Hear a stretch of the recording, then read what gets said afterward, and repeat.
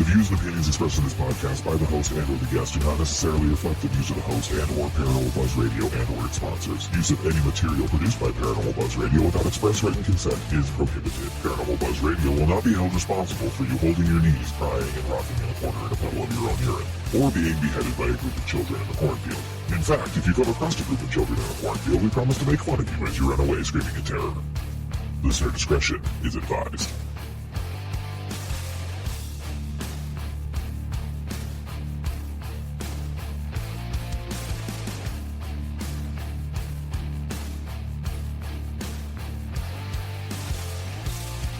You're listening to REP Paranormal and Friends with your hosts, Kim Purvis and Allison Robinson.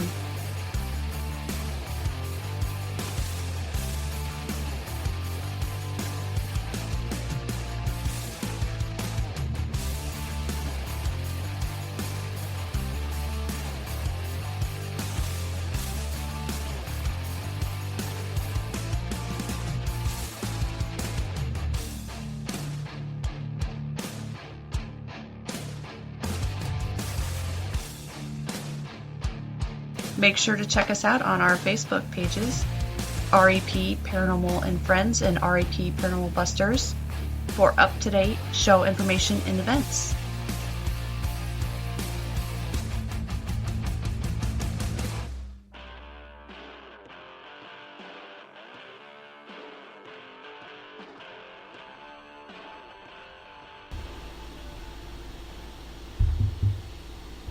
Hey everyone, welcome to REP Paranormal and Friends. Have a special guest here for you tonight, Marzcia Techau. Now, let's give a little bit of background on Marzcia before we bring her on. She is a Master of Science in Biology, speaker, author, spiritual teacher, clairvoyant counselor, healer, Reiki master, and somatic experience practitioner, working with Peter Levine's somatic experience method. For the past 20 years, Marzcia has worked with a blend of scientific and spiritual understandings of life. A part of her master's thesis was a healing study of plants at the University of Copenhagen. Later, she worked as a research assistant at a study of energy healing effects on cancer survivors at the University of Southern Denmark. She has worked as a medium and has been taking clients for the last 22 years.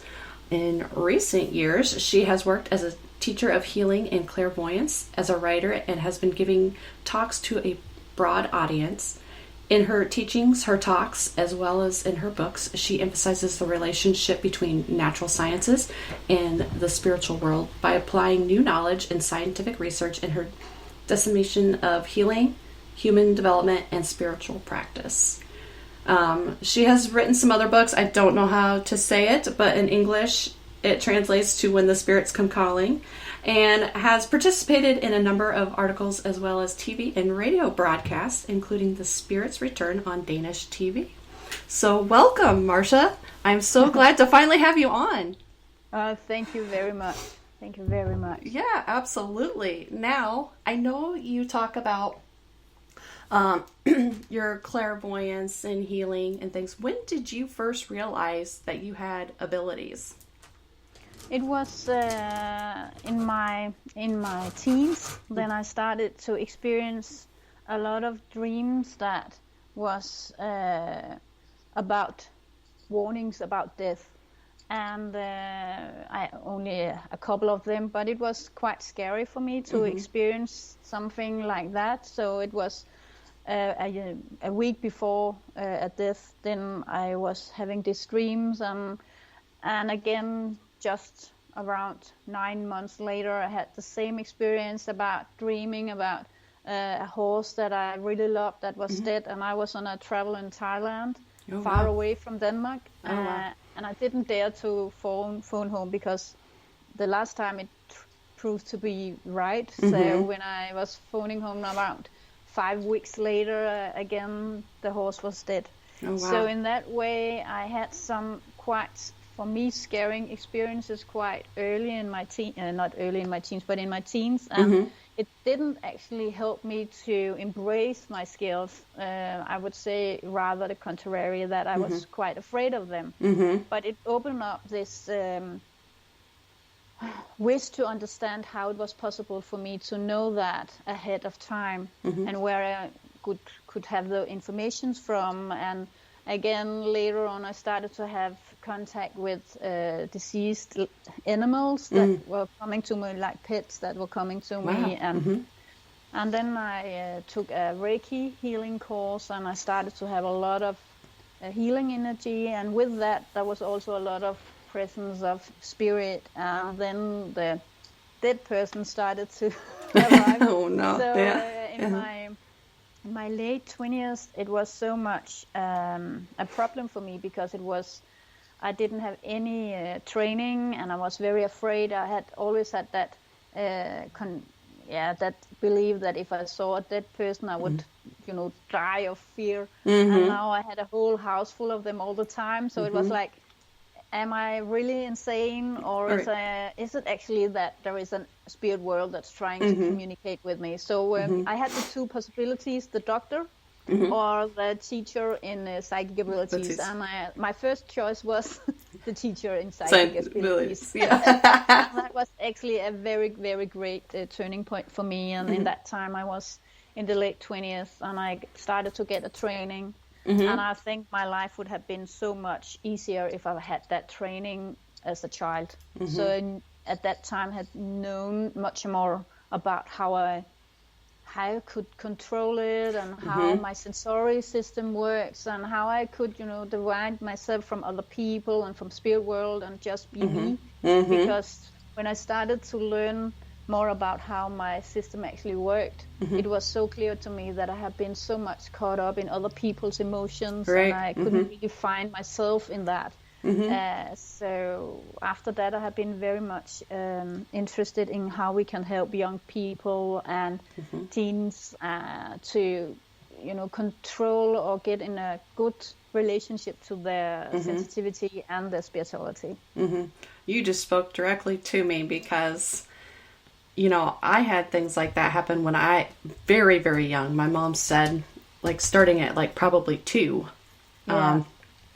And, I didn't give much thought about it. And as I got older, I kind of just brushed it off. But in the last maybe 6, 7 years, it has been kind of a lot more in my face with those things. And, you do feel everybody's energies and emotions, and it gets very overwhelming. And that's something I'm still trying to separate from, as you will. But yeah, what you said is exactly kind of the things that I can definitely relate to. So yeah, and it's actually what's interesting was that I took to this clairvoyant school to learn how to shut it off, and I didn't want to have anything to do with it.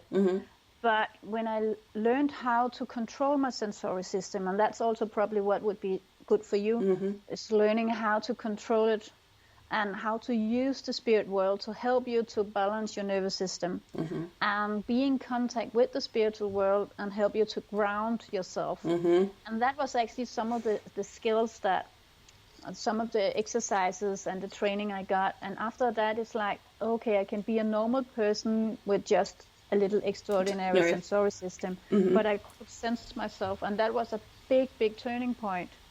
And it sounds like you are in this waking up, awakening state where everything is gotta be a little more intense for you to actually act on it. So it's a distressful state. My first book is much about that phase of my life, from childhood and up to my 40th years, where I was trained, finished, and my last book, the one, Your Soul, Your Life, is much more about methods and how you can use your self-healing. But the first book, I really want to have that translated to English as well, because there is so many in Denmark that exactly where you are right now have got so much help to understanding themselves, and also accepting that you have the possibility, the skills to sense other people very, very clearly. Even though people say you cannot know how I feel or how I think, but you can. And what you sense in other people is not actually the physical things. It's what they feel. There's emotions, their thoughts, the consciousness, the soul. And at the spirit world is actually soul. They don't have the physical body, but they have all the other things. So you have very much, you can use your skills to sense the spirit world. You use your sensory system in the same way as you sense the living. You can sense the loved ones on the other side. So if you notice that and you use that, you can actually develop your skills very fast and be yourself at the same time.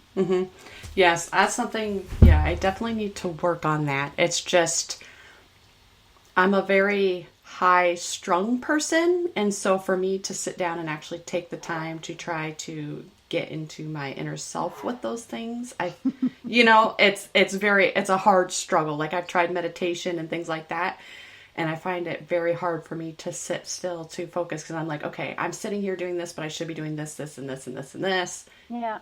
So I just need to get over that hump to try to... Yeah, but actually because I'm the same way, I have a lot of thoughts and ideas. So I can really understand the things. Sitting down and be still is like torture, because you can... But what actually happened for me was that I connected with the healing energy and the spirit world. And they have the calmness that I didn't have. So my sensory system, my neurons mirror that peacefulness. And then I could start. I didn't have it inside me, but if you know yourself, if you are in a peaceful environment, you get peaceful. So in that way, the healing energy, the healing meditations that I guide is like creating an environment that your sensory system is sensing, and that creates a peacefulness within you. So it's not, if you are really active and much in your head, it's actually difficult, because you will stay there. But if your body relaxes, because it's safe, then the body and your emotions starts to be peaceful, and then slowly but surely your mind will start, and you will connect with your soul. So in that way, I use the healing energy in my guided healing meditations to create the calmness, the peacefulness that I didn't feel myself.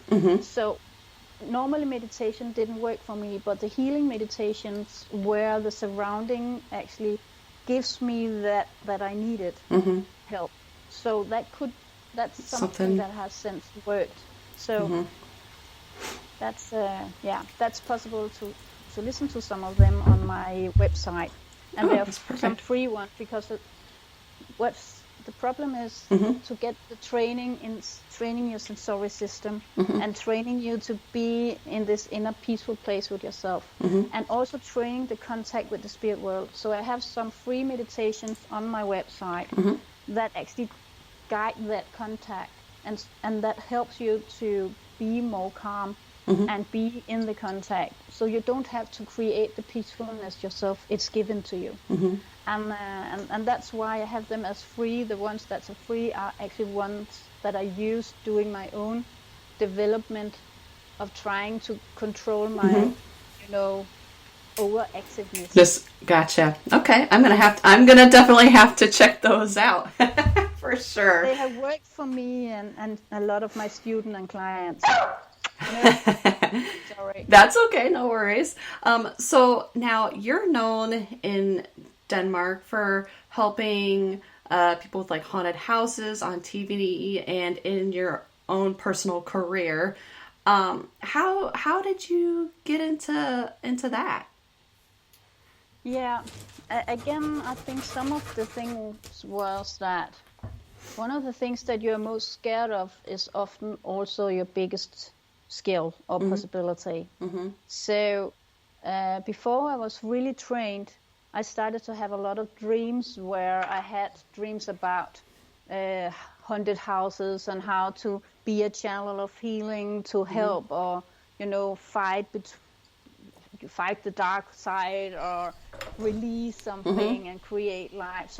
So some of the training was actually something the spirit world, in dreams, the spirit world many times try to train you before you actually stand in the real situation. So I was trained in my dreams for a long time, and then when I started to have the healing, I started to have the teaching about my psychic abilities in this school for psychic ability training. After that, I started to have haunted houses, because then I had the contact with, loved ones. The loved ones are not actually a problem, because they come in light and wish the best for your clients and for you. The haunted houses, many times it's someone that not have passed. Really, it's like they are in a limbo somehow. And because they're not really dead, and they are dead, and they're not really over in the light, they're not accepted somehow that they should go to the next state of the development. Then a healer is very good. So I started to work with where is the good guys, where's the loved ones that try to help the family in the haunted house, and where is the ones that actually need healing. Sometimes when people are not passing over the right way, it's because something is not really, they don't go with the soul and the light, because they are somehow in emotional pain, mental pain, they have anger, or they feel they belong to a physical place instead of belonging in the sky and in heaven.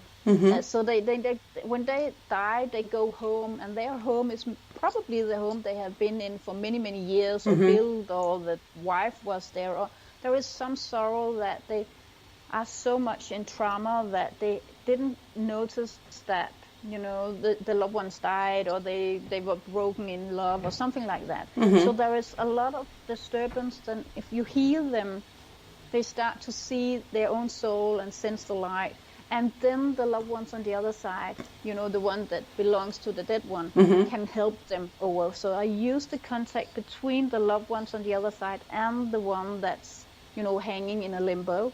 And I use the contact to the loved ones in the one that lives in the house that have problems. So I actually, much of the healing work is together with the spirit.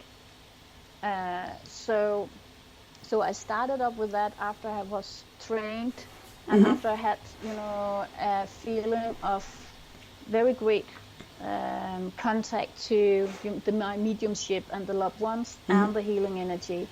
And when I didn't start to get afraid of the dead ones, but actually saw past there, a lot of people have a lot of patterns, a lot of things they do. It's not really their soul, but a lot of trauma, adaptions and stuff like that.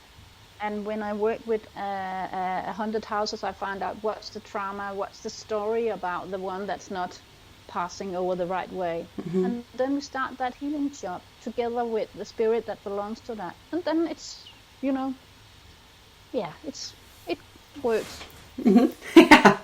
Earlier you mentioned having dreams and, dreaming of death and things of that nature. Now, these kind of premonitions, is that something that is normal for somebody with psychic abilities, or? It's often, now I'm teaching. I have my own school for training people with psychic abilities and healing abilities. And what I often hear is actually that some of the things that is a sign of these abilities is dreams, because when you dream, you are in contact with spirit, and if you have the abilities, they can, the spirit world can come even more intense and strong through in dreams. So the dreams is a very good way also to, many works with interpretation of dreams. But when I work with dreams, I also look for where is the help from the spirit world, where's the healing energy, where's the message. So I also use the dream not in a normal way of, looking at dreams as a psychology thing, but also a spiritual thing where the spirit or the healing energy or the divine tries to communicate with me and help me to a better state or understand or insight. So in that way, it's quite normal, not only as, waking up dreams about death, but also a strong communication with dreams. When I train my students, I found out that some of them works very much in symbols. So they get symbols from the spirit world that they have to intuitive try to translate to their clients. And dreams are often symbols. Dreams comes as pictures and symbols with a lot of emotions many times. So the dream language between the medium or the healer, this communication can be very much like in a dream. Like also when you have a meditation, I know that you said you had problems with meditation, but I'm quite sure that you sometimes maybe have had meditations where you got a feeling of pictures or contact or something like that. And that's how they can try to reach you, where you get into this quiet place within yourself that's actually like you are so quiet that it could be a dream, but you're not dreaming, you're in a meditative state in contact. And then they can start to give you information. Oh, wow. Okay. I've had a dream that was this happened, I don't know, quite a few years ago. I was dreaming, but in my dream, I was dreaming, but awake. I don't know how to explain it. Like I was sleeping, but like awake. And this boy was standing in the doorway of my bedroom. And I didn't recognize him, and he just kind of stood there, and he had like a hoodie on and like pajama pants. And I was like, well, he looked like he was probably between the ages of 10 and 12. But it was so weird because it was like a dream within a dream. Yeah. And I was like, I didn't know who this boy was. I don't know what he wanted. He never said anything. I had the dream a couple of times, and I have not had it since. So I don't know exactly. So what could be, there could be many possibilities. Normally when I work with a dream, I would say, okay, what could be your own relation to your own inner youth masculine side? So that could be the psychological part, that you're actually facing the young masculine energy within you. But I could also say, as I see it, I sense it, there could also be a spirit behind. So this young boy actually knows that you could sense him. And when you are in the dreaming state, you are actually in deep contact with spirit world. So many people realizes contact with spirit world when they're going into sleep and when they're waking up again. So in that way, in the meantime, you also have contact, but then you have your day consciousness to notice that you sense something. Now you were in a dream and you saw him. So it could also be that there actually was a young boy trying to, that was dead, trying to somehow contact you because you could help him, or he was feeling safe with you. And because of that safety, he could pass on better or something like that. So there could maybe be a dead boy around in your environment or belonging to the house that could be in that, state and try to contact you. Okay. So because I say that because I feel that you didn't feel afraid, but you felt a contact. It wasn't just something. It was also a feeling of connection I sensed between. Does it make sense? Yes. It does. And the thing is that so I'm part of a paranormal team. So we go out to locations, and sometimes they say I get into like a channeling state, and I don't know how to get out of it. And so I have a friend who's working on that with me, who has abilities. And I was at a location, and I had this dream for a couple of days, so I was kind of, mixed up about that. But we went to this location, and when I was outside, like, I started crying, and then one of my friends started talking about this boy who had been missing, and they didn't know who, and they showed me a picture of him, and I just started sobbing. Yeah. Like, absolutely sobbing. But I was like, I didn't know if it was actually him or not. I mean, they did find him, and yes, he had passed. I don't think they ever found out what happened. But still, again, notice how how you are emotional right now. Yeah. Because your feeling is actually he tried to reach you at that point in the dreams before, and when you entered the place, sorry, I you hit my could sense computer. him. Yeah. So that's kind of So what that's what I'm talking about. I sensed there was a contact between you two. Yeah. And that's why you reacted so much when you came to the place, because he has tried to reach you and you could sense it.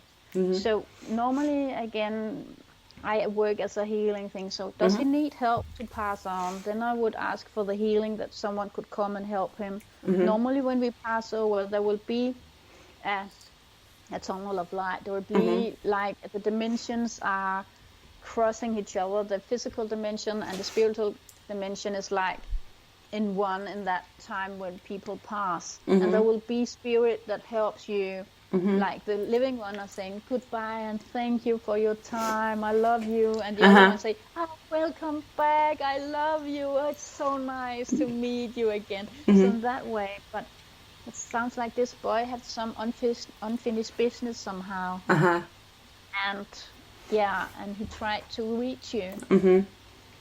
That's kind of what I have been told too, but I haven't had a dream quite like that in some time, but I've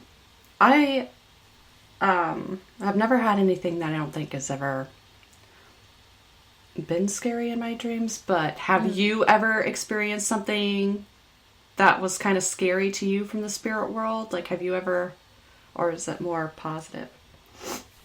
I would say in that way, before I was trained, of course I was afraid at first. So I was afraid because I was afraid.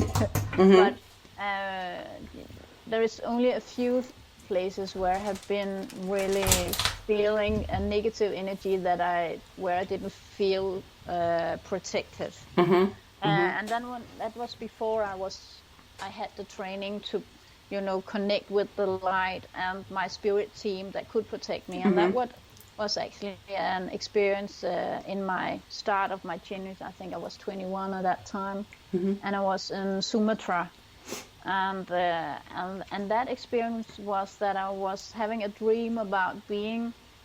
I missed my parents. It was nearly my birthday, and I was very long away from Denmark, and I was out in the jungle on Sumatra because as a biologist, I really loved the jungle. I went to a rehabilitation center for orangutans. Oh, wow. We were living in, like tree huts, like cottage, and there was no light at all. There was a generator in the daytime for electricity, but there was no light. And I was on the second floor. And I was lying in my bed. I was dreaming that there was someone that said, I will help you to get in contact with your parents in the dream. And then I had this telepathic contact with my parents, and I was so happy. And then when I was finished, this spirit said, and now you owe me your life. And then I was really afraid. Oh my gosh. And I was, chased by something like in the Stephen King thing, that drown in, and then alien, and I was like, and I was waking up, and I was I couldn't move at that. I was cold and I was paralyzed. Oh my gosh. But what woke me up was the light in the window. It wasn't possible that it was like somebody was standing with a big lamp outside the window. Oh wow. And I could see a structure like a spider, a dark spider in the light. Oh, wow. But what was really, really scary for me was the feeling that someone was behind my back, and it was cold, and I couldn't move, and I was freezing. Oh, my And gosh. it's like, so in that interaction, I actually feel now that the light was the guides was trying to wake me up and a spirit that has found out, this one, she has a lot of psychic energy. Because, when you're dead, you cannot get the energy for yourself. You have to get it from somebody else. Right.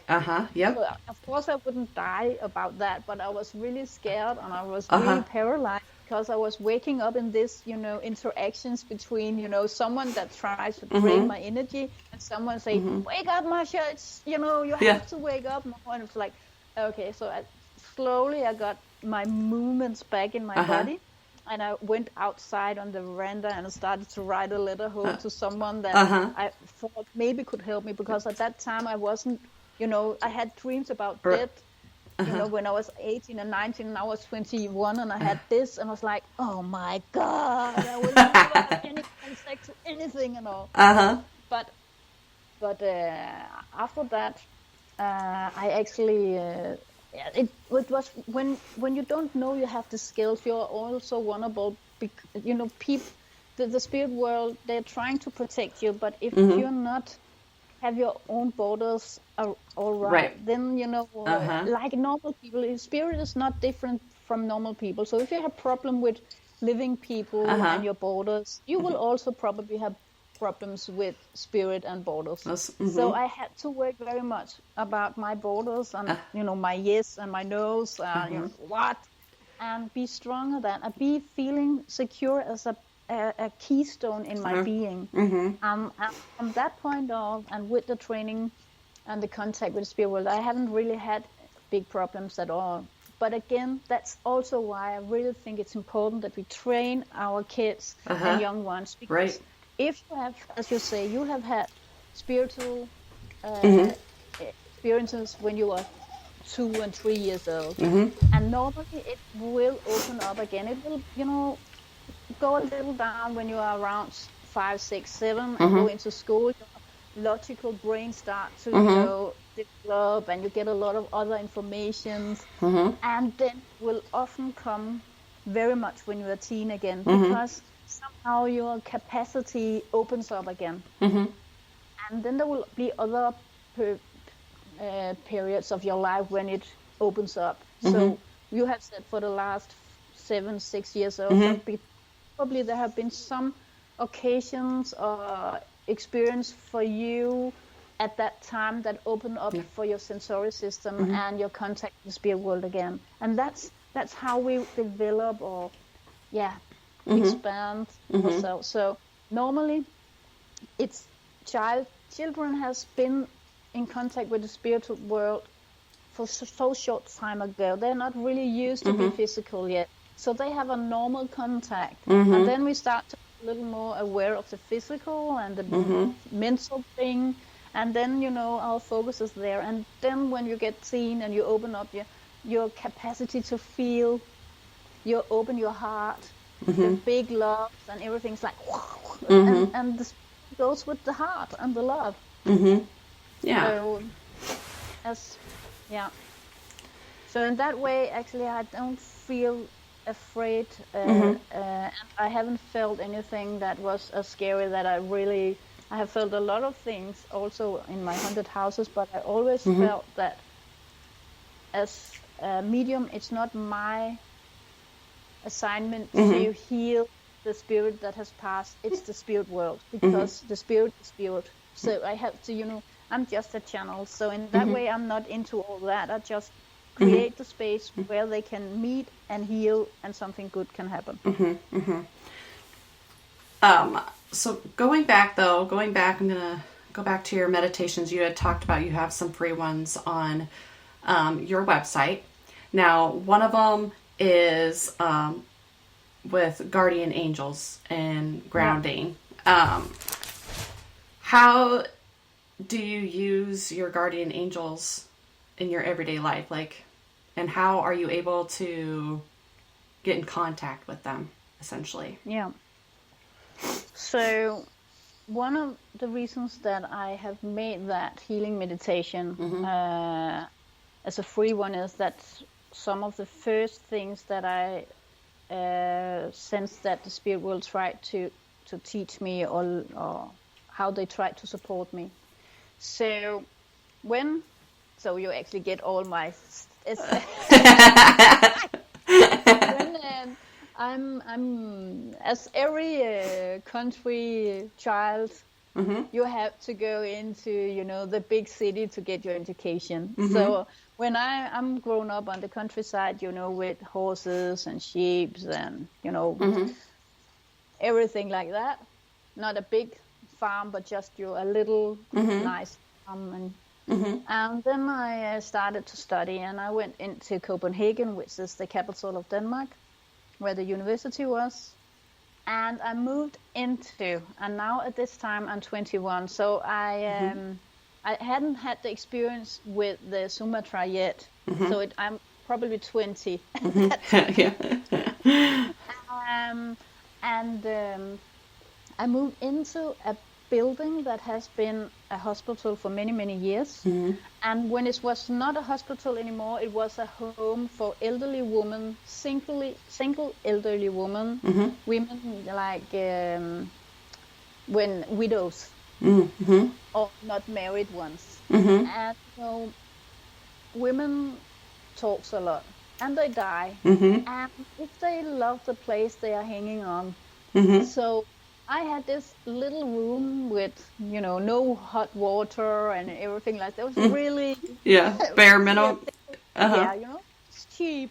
Yeah, exactly. But the problem was that I was seeing a lot of elderly women without legs, just, you know, flowing through the walls, through my room. And I was so afraid. At that time, I had so much like, it's not happening, it's all in your head, it's not happening. You know, mirrors that falls down in 1,000 pieces, and I was like, no, it's not there. And of course, my room was the last one in the hallway, and the toilet was far away in a very, very, very dark, cold place. I have to go out to this hallway, and in Denmark we have some when you switch on the light, you know, you push. And it takes time before the light comes. And I was like standing in that dark. Then suddenly I was starting to, in myself, connect with, in Denmark we have a song, like you sing in church about a big angel of light that comes to you.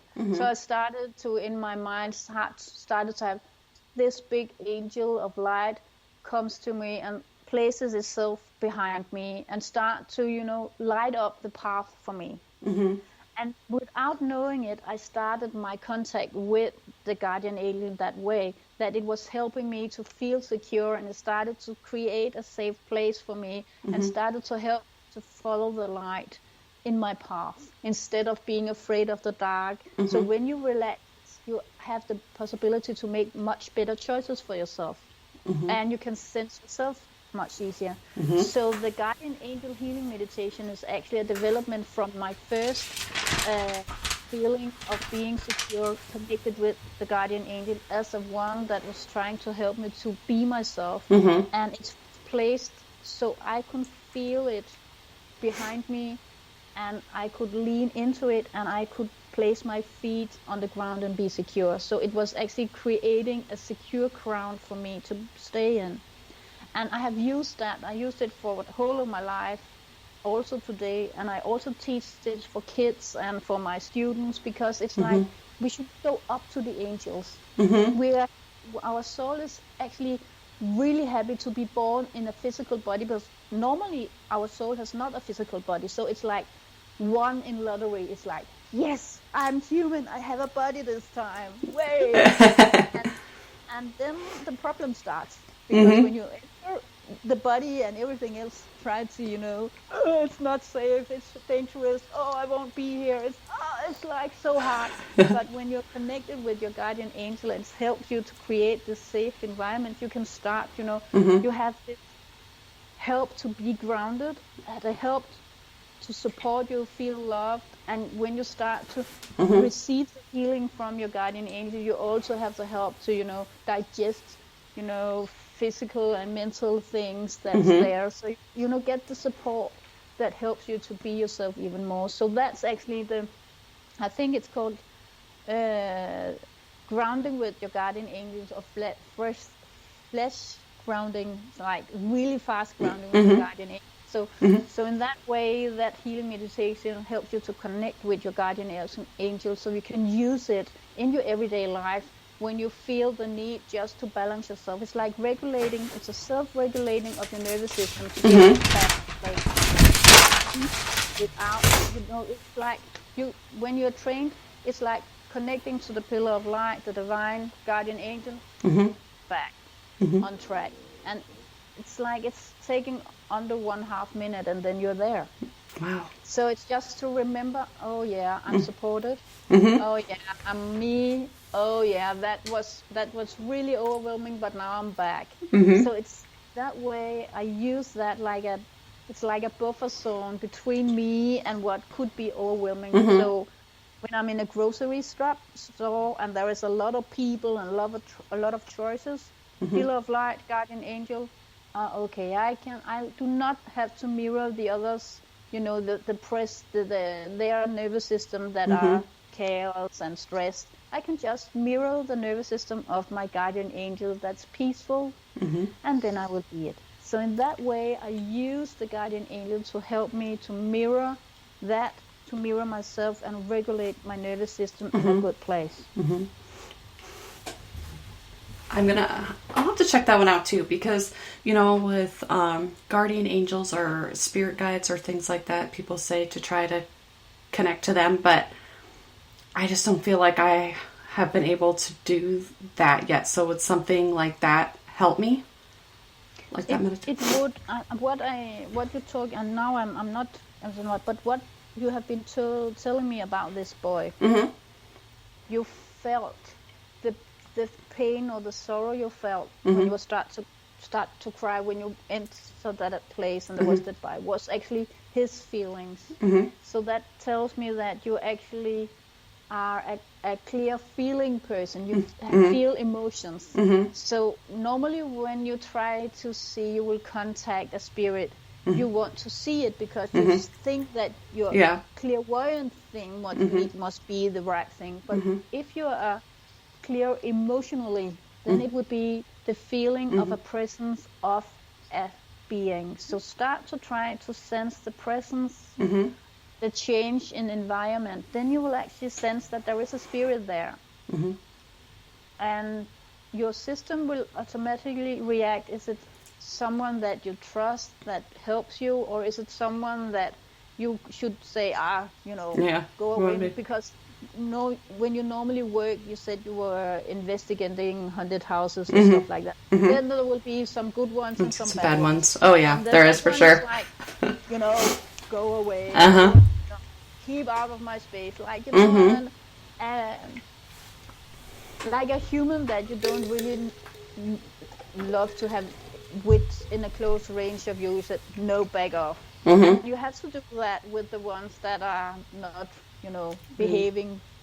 Get away. And then you can, when you sense your guardian angel, you can just feel how your system just trustfully relaxes. And maybe because you relaxes, you will start to have a healing process of something that's really sorrow. It could be, an example could be because at last someone can have the care for you and can hold you, and you trust that person. You start to let go of very difficult things. It could be childhood traumas, it could be sorrow, it could be everything. So when your system senses the healing power of your guardian angels, maybe a healing process of things that have been locked inside you can start to release, heal up, and you can get more access to yourself and your soul. So because the present, you will sense the present probably of something that's good, and then something really you can start to go into a healing process. So have you received healing yourself?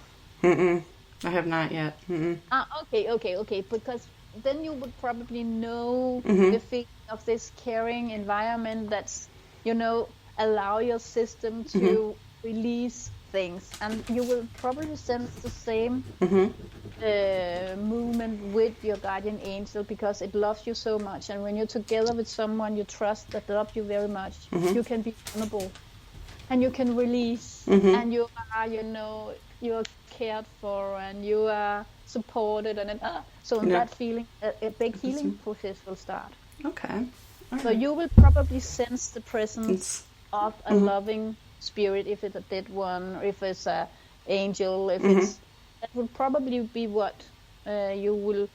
So instead of trying to look at it, sense it, and start to, appreciate your ability for sensing emotions. Okay.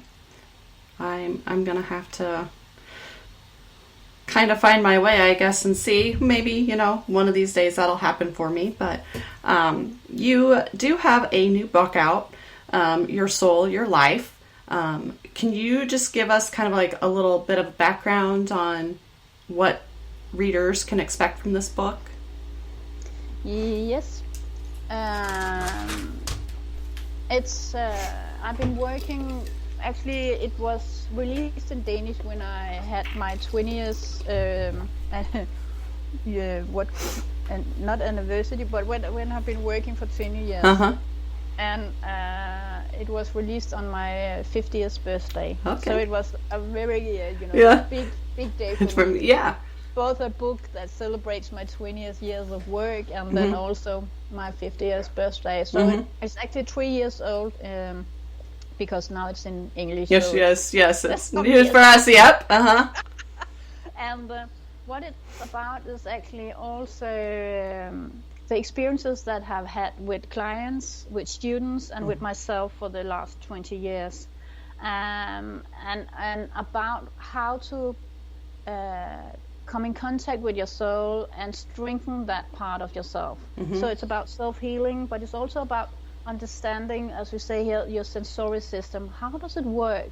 Why is it that we are carrying things from childhood with us? How is it actually that we are affected very much about our ancestors and family? Because epigenetic is drawn into some patterns that's actually not ours, but transferred through generations. So it's about epigenetic healing, how to use the contact to the ancestors to help you to heal what's actually is the ancestors' problems, and also how to heal inner child issues, and the understanding of trauma as not something bad, but something that when you work with your trauma, it actually also have a lot of potential for your spiritual growth and your personal development growth. So it's like, it's a way of when you are ready to go and face the trauma, you're also ready to get the presence that's behind that, the extra power of being powerful, or being gentle, or being in contact with the spirit world, or being good at math, depending on what's your skills. Right. So it's a self-healing book that explains how you can go into the different kinds of traumas, but also what's very much important is you don't only have traumas, you have good things in your childhood that you can come in contact with. I went to Hawaii for many years to get a training from a Hawaiian healer called Sean Kiahi, who's sadly dead now. But his work was very much concerned about the contact to God and the ancestors and Mother Nature. And that combination where you actually use the contact and use the contact to the ancestor to heal is very important. So it's also this, that your lineage is actually strong. It has survived. As he said, you're the crown jewel of your line, of your family. And within you, there is something new that brings hope and brings the future. So within you, you have the future, but you also stand on the shoulders of your ancestors. And your ancestors really want you to succeed. Because if you succeed, the lineage will succeed. So in that one, the work together with using the healing power with the ancestors will help to solve very, very intense damage from your lineage, but also help you to feel the power of your lineage. Because in your genes, you also have all the good things, the skills from your lineage. And your genes have, for me, it's like your soul have a lot of lives. Past, I also talk about past lives and what we can gain by healing past life or getting contact with the good past life that we can integrate the soul. So I talk about soul retrieval from working with the healing of trauma and also working with the good stuff. So you can retrieve soul from working with past life and also transfer the good things from your line of ancestors, but also the good things from your past life in this life, your childhood and up to now. So a trauma is the same if it's from the past life, if it's epigenetic, or if it's from your present life. So you could work with that the same, but you also have very good experiences. So you can use the power of your present life, the power from your family tree, and the power from your soul's travel between lives and within lives. So you actually don't have to always look at the trauma. You can actually also, what I call, go with the good stuff. And it's actually allowed to feel love. I'm actually strong, I am supported. So going into contact with ancestors that had that feeling will help you to get that feeling. To go into past life that have had that feeling will help you to regain the contact with that part of your soul that have experienced that's how it is. So the book is about that, my own experiences about how to live a life and develop the spiritual and personal development, how my clients have done it, and how my students have done it. So there will be case stories, there will be examples, and there will be exercises that you can make. And I think there will be a lot of those healing meditations that we're talking about. Some of them is about childhood work, healing work with childhood, healing with mothers, lineage, fathers. It could be many things. So the book is my wish with this one is actually to help the single person to do a healing job. But I know when you do the healing job and you ask the help from your lineage and the ancestors, you will also not only heal you but the whole lineage. When you do the healing work with your past lives, and I know that we are connected, our souls are connected between lives, then you also heal the ones around you that you have been connected with before, because it's connectedness between your genes down through humanity and the soul between different lives.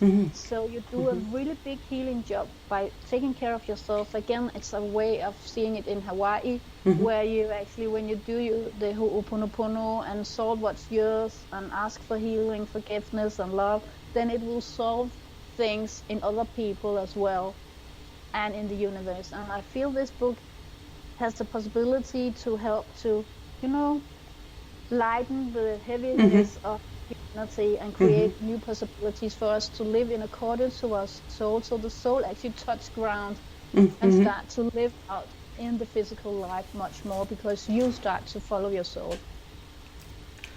Yes, and it is a very good book, very powerful, has a lot of information in there. Where can our listeners find your book, Your Soul, Your Life? Where can this be purchased? It's actually the 1st of January 2025. That's just a few days ago. I know. Right. It's now it's released in US. It has been released in most of the world the 10th of December, but just after New Year it was released in US as well. So it's in every online bookstore, Amazon, you can name it, all of them's there. So you can just find it there, and it should also be in physical bookstores. It's both as a paper version and also as a ebook. So you can also have it as an ebook as well. So it's everywhere. It's there for you. And as I see it, the book really wants to help you and be there for you. Oh yeah, absolutely. I would like all of our listeners to go check it out. I think it would help a lot of people out there, whether they really know it at this point or not. But It's definitely a good read, so make sure you check it out. Now, if any of our listeners have any questions or anything like that, do you have social media or some way they could contact you?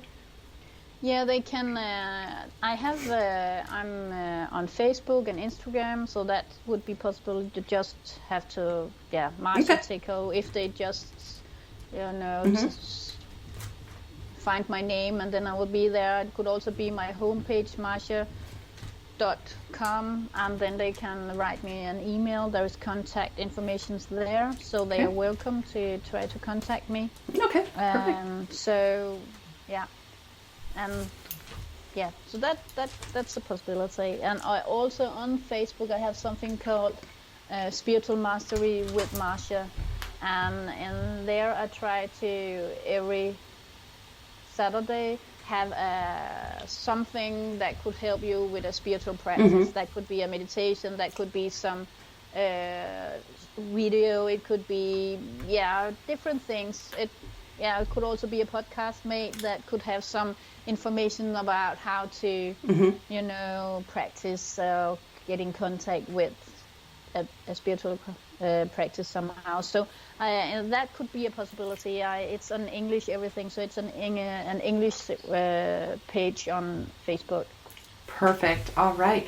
Well, thank you, Marzcia, for joining me. It was such a pleasure to finally get to talk to you.